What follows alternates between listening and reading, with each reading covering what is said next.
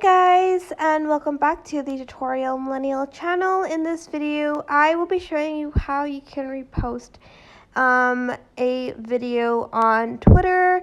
To do that, you are just going to press on the media for a few seconds and click tweet video. So I'm just going to do that.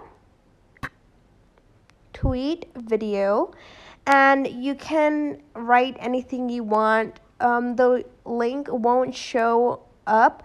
You can also copy and paste it and reply to someone else's tweet as a reaction to it. I like to do that, but I'm just going to be tweeting sad, and I'm just going to tweet that. And let's go to my tweet, and as you can see, the URL link won't show up, but then the video will be there.